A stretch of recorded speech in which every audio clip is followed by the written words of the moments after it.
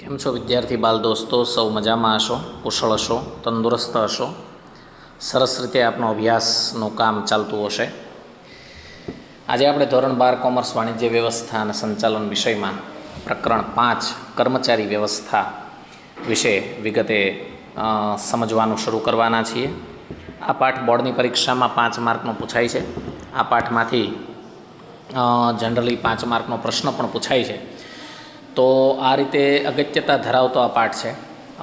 એને આપણે વિગતે વ્યવસ્થિત રીતે સમજવાનો છે. જુદા જુદા પેપરોને જ્યારે જુઓ ત્યારે તમને ખબર પડે કે 3 માર્ક છે, 2 માર્ક છે, એ બધા પ્રકારના પ્રશ્નો આ પાઠમાંથી પૂછાય છે. આ પાઠને સમજતા પહેલાં આપણે એ યાદ કરી લેવું જોઈએ કે આ ચેનલને તમારે વધુમાં વધુ લાઈક કરવાની છે, સબસ્ક્રાઈબ કરવાની છે અને શેર કરવાની છે. વિશેષ બીજી વાત તમારા માટે કરવાની છે કે આપ જાણો છો કે સંચાલનના જે કાર્યો છે એમાં સૌથી પહેલું કાર્ય આયોજન છે, અને આયોજનનું કાર્ય થયા પછી વ્યવસ્થા તંત્રની રચના થાય છે. અને વ્યવસ્થા તંત્ર રચાઈ જાય એટલે જરૂર કર્મચારીઓની પડે છે. તો આ કર્મચારીને મેળવવા પડે, કેળવવા પડે અને જાળવવા પડે. ઉપરાંત એક શબ્દ છે વિકસાવવા પડે. તો કર્મચારી મેળવવા, કેળવવા, જાળવવા, વિકસાવવા, એ બધી વ્યવસ્થા એટલે કર્મચારી વ્યવસ્થા. ટૂંકમાં કર્મચારીને લગતી ટોપ ટુ બોટમ જે જવાબદારી સંભાળતો વ્યક્તિ છે એ માનવ સંસાધન સંચાલક કહેવાય, એટલે કે કર્મચારી વ્યવસ્થા કરનારો વ્યવસ્થાપક કહેવાય. તો અહીંયા કર્મચારી વ્યવસ્થાના જે 5-5 માર્કના પ્રશ્નો છે એને આપણે પહેલાં સમજીએ. સૌથી પહેલાં આપણી સામે છે પહેલો પ્રશ્ન, કર્મચારી વ્યવસ્થાનો અર્થ આપી તેના લક્ષણો સમજાવો. તો સૌથી પહેલાં આપણે આ પાઠની પ્રસ્તાવના સમજીએ, કારણ કે 5 માર્કના પ્રશ્નમાં પ્રસ્તાવના હોવી ખૂબ જરૂરી છે. તો આપણે પ્રસ્તાવના જોઈએ તો કર્મચારી વ્યવસ્થાનું કાર્ય સંચાલનના બીજા કાર્યો જેટલું જ મહત્ત્વ ધરાવે છે. આપણે જાણીએ છીએ કે સંચાલનના કુલ કાર્ય ગણો તો 8 છે. 8 કાર્યનું જેટલું મહત્ત્વ છે એમાં કર્મચારી વ્યવસ્થાનું પણ મહત્ત્વ સરખું જ છે. તે વ્યક્તિ વિકાસની પ્રક્રિયા છે. કર્મચારી એટલે વ્યક્તિને ડેવલપ કરવાની પ્રોસેસ છે. આયોજન અને વ્યવસ્થા તંત્ર બેસ્ટ હોય, સારામાં સારું હોય, યોગ્ય રીતે ગોઠવાયેલું હોય, પરંતુ કર્મચારીઓની પસંદગી તાલીમમાં ખામી હોય તો એકમ સફળ થઈ શકતું નથી. એકમની સફળતાનો આધાર કર્મચારીની કામ કરવાની શક્તિ અને વૃત્તિ પર છે. એટલે અહીંયા કહી શકાય કે કર્મચારી છે ને એકમ માટે ખૂબ મહત્ત્વની વ્યક્તિ છે. ઘણા કર્મચારી પાસે કામ કરવાની શક્તિ હોય પણ વૃત્તિ ન હોય તો બેસ્ટ રિઝલ્ટ નહીં મળે. એવી જ રીતના ઘણા કર્મચારી પાસે વૃત્તિ હોય પણ શક્તિ નહીં હોય તો, એટલે બેય જરૂરી છે. કર્મચારી એકમની આંખ પણ છે, પાંખ પણ છે. કર્મચારી એકમના ભવિષ્યને જોઈ પણ શકે છે અને ત્યાં સુધી પહોંચાડી પણ શકે છે. એટલે એ કહેવામાં આવ્યું છે કે આયોજન સારામાં સારું ગોઠવો, વ્યવસ્થા તંત્ર સારામાં સારું ગોઠવો, પણ જો કર્મચારીની પસંદગી અને તાલીમમાં ખામી રાખવામાં આવશે તો એકમ સફળ થઈ શકતું નથી, કારણ કે એકમની સફળતાનો આધાર જ કર્મચારીની કામ કરવાની શક્તિ અને વૃત્તિ પર છે. તો આ થઈ મિત્રો પ્રસ્તાવના. કહેવામાં આવ્યું છે કે કર્મચારી વ્યવસ્થાનું કાર્ય સંચાલનના બીજા કાર્યો જેટલું જ મહત્ત્વનું છે. તે વ્યક્તિ વિકાસની પ્રક્રિયા છે. આયોજન અને વ્યવસ્થા તંત્ર યોગ્ય હોય પણ કર્મચારીઓની પસંદગી અને તાલીમમાં ખામી હોય તો એકમ સફળ થઈ શકતું નથી, કારણ કે એકમની સફળતાનો આધાર કર્મચારીની શક્તિ અને વૃત્તિ પર રહેલો છે. તો આ પ્રસ્તાવના થઈ. હવે આપણે કર્મચારી વ્યવસ્થાનો અર્થ જોઈએ. અર્થ અહીંયા 2 આપેલા છે. પહેલો અર્થ છે સામાન્ય છે, એ એકલો પરીક્ષામાં 1 માર્કમાં પૂછાય છે. એવી જ રીતના વિસ્તૃત અર્થ એકલો પણ 1 માર્કમાં પરીક્ષામાં પૂછાય છે. તો આ રીતે પણ એનું મહત્ત્વ છે. કર્મચારી વ્યવસ્થા એટલે એકમ માટે જરૂરી કર્મચારી મેળવવા, કેળવવા અને જાળવવા. ટૂંકમાં એવું કહી શકાય કે મેં કે જા. મેં મતલબ મેળવવા, કે એટલે કેળવવા અને જા એટલે જાળવવા. કર્મચારી વ્યવસ્થા એટલે એકમ માટે જરૂરી કર્મચારીઓ મેળવવા, કેળવવા અને જાળવવા. આ સામાન્ય અર્થ છે. વિસ્તૃત અર્થ એટલે કર્મચારીની ભરતી, પસંદગી, તાલીમ, બઢતી અને તેમની નિવૃત્તિ પછીના કાર્યો. મતલબ એકમમાં 10 માણસની જરૂર હોય, ન્યૂઝપેપરમાં એડ આપો અને 100 અરજી આવે તો આ ભરતી છે. એમાંથી તમે પરીક્ષા લ્યો, ઇન્ટરવ્યૂ લ્યો અને 10 ટકાટક ફાઇનલ કરો તો એ પસંદગી છે. એ 10ને એકમની બધી જ માહિતી આપવા માટે થઈને ટ્રેનિંગ આપો એ તાલીમ છે. ત્યાર પછી એનું સારું કામ જોઈએ અને ઊંચા હોદ્દા પર મૂકો એ બઢતી છે. આવી રીતના નોકરી કરતો કરતો કર્મચારી નિવૃત્ત થાય તો નિવૃત્ત પછી એને પેન્શન ને એવી બધી સુવિધાઓ સબબ એનો ખ્યાલ રાખતો રહેવો. તો આ બધા જ કામનો સરવાળો એટલે કર્મચારી વ્યવસ્થા. આ બોલવામાં નાનું લાગે એવું વાક્ય છે, પરંતુ આ કામ લાંબી પ્રોસેસ છે અને કર્મચારી વ્યવસ્થા કરનાર વ્યક્તિનું કામ કાયમ ચાલુ રહે છે. કારણ કે ભરતી, પસંદગી, તાલીમ, બઢતી, બદલી, નિવૃત્તિ હાલતું જ હોય. નિવૃત્તિ થાય, જગ્યા ખાલી પડે, પાછી ભરતી, પસંદગી, તાલીમ, બઢતી, બદલી, નિવૃત્તિ, એટલે આ પ્રોસેસ ઓન જ રહે છે. એટલે કર્મચારી વ્યવસ્થાનો વિસ્તૃત અર્થ એ આવે છે ભરતી, પસંદગી, તાલીમ, બઢતી તેમજ નિવૃત્તિ પછીના કાર્યો. તો આ બે વ્યાખ્યાઓ તમારે ખાસ પાકી કરવાની રહેશે. હવે આપણે જોઈએ છીએ આના લક્ષણો. કર્મચારી વ્યવસ્થાના લક્ષણોની યાદી અહીંયા સ્ક્રીન પર આવી રહી છે અને લક્ષણોને યાદ કરવા માટેનું એક સામાન્ય સૂત્ર પણ અહીંયા આપવાની કોશિશ કરી છે. આ એક નમૂનારૂપી છે. તમે તમારી રીતે આ સૂત્ર બનાવી પણ શકો છો, યાદ રાખી પણ શકો છો. તો કર્મચારી વ્યવસ્થાના લક્ષણો આટલા છે કે સંચાલનનું અગત્યનું કાર્ય છે, તે કાયમી પ્રક્રિયા છે, માનવ સંબંધો સાથે તેમાં નિસ્બત છે, પ્રવૃત્તિઓને ગતિશીલ બનાવે છે, અન્ય કાર્યો સાથે પણ એનો સંબંધ છે, વિસ્તૃત પ્રવૃત્તિ છે અને એક પ્રકારે મૂડી ખર્ચ છે પણ રોકાણ છે. કઈ રીતે? હવે એને આપણે વિગતે એક પછી એક પોઈન્ટમાં સમજવાની કોશિશ કરીએ છીએ. સૌથી પહેલો મુદ્દો છે સંચાલનનું અગત્યનું કાર્ય. હવે આપ સૌ જાણો છો કે કર્મચારી વગરનું એકમ હાથપગ વગરનું ગણાય. જો આયોજન ધંધાકીય એકમનું મગજ હોય, વ્યવસ્થા તંત્ર જો ધંધાકીય એકમનું શરીર હોય, તો કર્મચારી છે ને ધંધાકીય એકમના હાથપગ છે.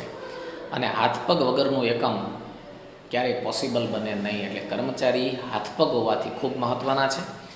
આ કર્મચારી મેળવવા, કેળવવા, જાળવવા અને વિકસાવવા એટલે કર્મચારી વ્યવસ્થા.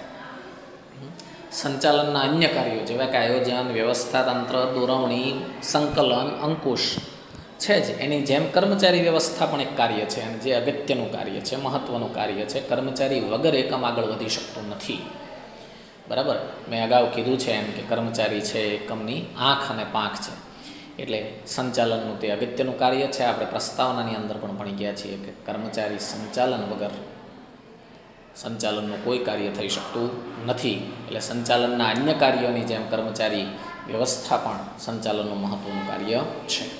અહીંયા વચ્ચે આપને એક મુદ્દો કહી દઉં કે આ જેટલા પણ પોઈન્ટ છે એ બધા 2-2 માર્કના પ્રશ્ન તરીકે પણ પૂછાઈ શકે. એટલે એ રીતે પણ તમારે એને તૈયાર કરતા રહેવાના છે. આપણે સેકન્ડ લક્ષણમાં જઈ રહ્યા છીએ, જે છે કાયમી પ્રક્રિયા. કર્મચારી વગર એકમનું અસ્તિત્વ શક્ય નથી. મેં હમણાં જ તમને સમજાવ્યું હતું, જો તમને યાદ હોય તો, કે ભરતી, પસંદગી, તાલીમ, બઢતી, બદલી અને નિવૃત્તિ. નિવૃત્તિ એટલે જગ્યા ખાલી પડે, ફરી પાછી ભરતી, પસંદગી, તાલીમ પ્રોસેસ શરૂ જ રહે છે. એટલે કર્મચારી એકમમાં જોઈએ છે, એની વગર એકમની પ્રવૃત્તિ શક્ય નથી. એકમની પ્રવૃત્તિ જ્યાં સુધી ચાલુ રહેશે ત્યાં સુધી કર્મચારીઓ રહેશે. એકમની પ્રવૃત્તિઓ જ્યાં સુધી ચાલુ રહેશે ત્યાં સુધી કર્મચારીઓ રહેશે. કર્મચારીની આવન જાવન ચાલ્યા જ કરે છે.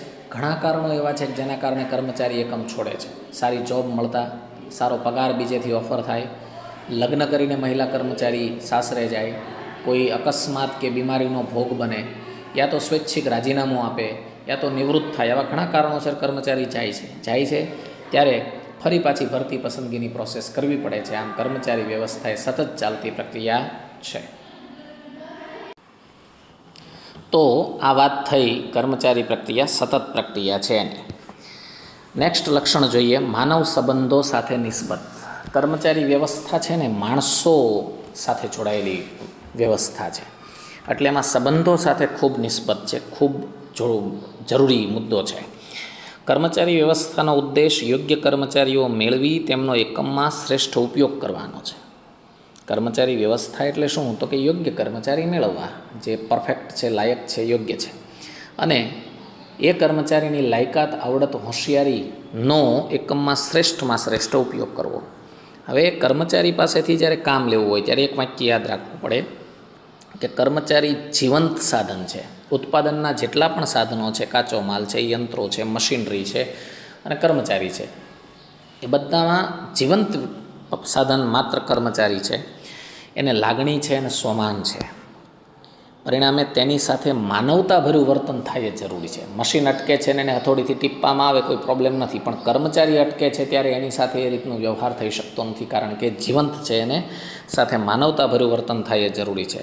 આમ કર્મચારી વ્યવસ્થામાં માનવતાભર્યા સંબંધો, માનવ સંબંધો સાથે ખાસ લઈને આગળ ચાલવાનું જરૂરી બની જાય છે. એટલે કર્મચારી વ્યવસ્થાનું એક લક્ષણ એ પણ છે કે માનવ સંબંધો સાથે નિસ્બત ધરાવે છે.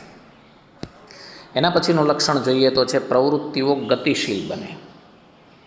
આપણે ભણી ગયા છીએ કે આયોજન વ્યવસ્થા તંત્રનું મગજ છે, આયોજન સંચાલનનું મગજ છે, વ્યવસ્થા તંત્ર એ શરીર છે, અને કર્મચારી છે ને હાથ પગ છે. આપણા શરીરને ગતિમાં લાવવાનું કામ આપણું હાથ પગ કરે છે. તો અહીંયા યોગ્ય કર્મચારી વ્યવસ્થા ગોઠવાશે તો એકમની બધી પ્રવૃત્તિ કન્ટિન્યુ રહેશે. ખરીદીની છે, વેચાણની છે, ઉત્પાદનની છે વગેરે દરેક પ્રવૃત્તિ ગતિશીલ રહેશે. ટૂંકમાં યોગ્ય કર્મચારી વ્યવસ્થા કરવાથી કર્મચારી પોતાને સોંપેલી કામગીરી કરે છે, અને કામગીરી કરે છે પરિણામે એકમની પ્રવૃત્તિઓ ગતિશીલ રહે છે. પછીનો મુદ્દો છે અન્ય કાર્યો સાથે સંબંધ. કર્મચારી વ્યવસ્થા એ એકલું કાર્ય નથી, બીજા કાર્યો સાથે જોડાયેલું છે. જેમ કે સંચાલનના અન્ય કાર્યો જેવા કે આયોજન છે, વ્યવસ્થા તંત્ર છે, દોરવણી છે, અંકુશ છે, આ બધા સંચાલનના અન્ય કાર્યો છે.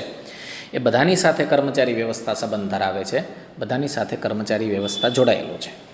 એટલે કર્મચારી છે એ આયોજન વગર કામ ન કરી શકે, વ્યવસ્થા તંત્ર વગર કામ ન કરી શકે, અને દોરવણી મળતી રહેવી જોઈએ, અને એ સત્તાનો બેફામ ઉપયોગ ન કરી શકે. માટે એના પર અંકુશ રાખવો પણ જરૂરી છે. આયોજન બધે ચાલે એના માટે પણ તેના પર અંકુશ રાખવો જરૂરી છે. તો આ રીતે કર્મચારી વ્યવસ્થાને અન્ય સંચાલકીય કાર્યો સાથે પણ સંબંધ ધરાવે છે. પછીનું લક્ષણ છે વિસ્તૃત પ્રવૃત્તિ. આ મુદ્દો શું કહેવા માંગે છે ખાસ સમજીએ. કર્મચારી વ્યવસ્થા એટલે ખાલી કર્મચારીનું કલ્યાણ કરવું એવું નથી. મતલબ કર્મચારીની કેર કરવી એટલે કર્મચારી વ્યવસ્થા બહુ અતિરેકવાળું કહેવાય, ખોટું કહેવાય, અયોગ્ય કહેવાય. પણ એ વિસ્તૃત પ્રવૃત્તિ છે. કેમ તો કે કર્મચારી મેળવવા, હવે મેળવવાની વિધિ છે ને એ ખૂબ લાંબી છે.